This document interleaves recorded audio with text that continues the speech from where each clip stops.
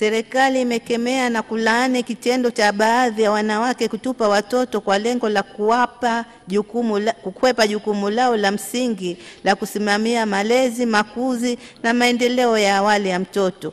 Hivyo napenda jamii itambue kuwa serikali itachukua hatua kali za kisheria dhidi ya wanawake wataokutwa na hatia ya kutenda kosa hilo na kuadhibiwa kwa mujibu wa sheria ya sura ya mtoto namba 13, kanuni ya adhabu sura namba 16 pamoja na sheria nyingine za nchi zilizopangwa kwa swala hilo. Mheshimiwa Spika, ninawasihi wanawake na jamii kwa jumla kuacha tabia ya kutupa watoto, aidha endapo itatokea kuna mtu ameshindwa kutekeleza jukumu la malezi ya mtoto, basi atoe taarifa katika mamlaka za serikali za mitaa, hususan ofisi ya ustawi wa jamii, ambapo watawajibika kuweka mpango wa huduma mbadala kwa mtoto husika sawa na matakwa ya kifungu namba 94 kifungu kidogo cha 5 cha sheria ya mtoto sura namba 13. Asante Mheshimiwa Spika. Mheshimiwa Zahor Mohamed, swali la nyongeza. Nakushukuru Mheshimiwa Spika kwa kunipa nafasi ya kuuliza masuala mawili ya nyongeza. Pamoja na majibu mazuri ya serikali, je, serikali ina takwimu halisi ya mambo haya kwa sababu inaonekana yamekuwa yakiongezeka kila siku?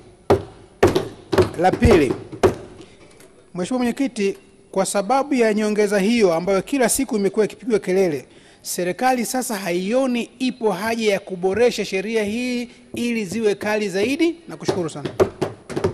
Mheshimiwa Naibu Waziri, majibu. Serikali ileta mafanikio makubwa kupitia mpango kazi wa taifa wa kutokomeza ukatili dhidi ya wanawake na watoto. Katika hatua ambazo zimechukuliwa, basi kuna madawati 1103, lakini kuna mahakama za watoto ambazo zimefunguliwa 131, kumeanzishwa vituo vya kulelea watoto 3963, lakini pia tuna vituo vya kulelea watoto mchana 2649. Serikali itaendelea kuhakikisha kwamba tunawatunza watoto na kuwalea na kuwapa stahiki zao zote pale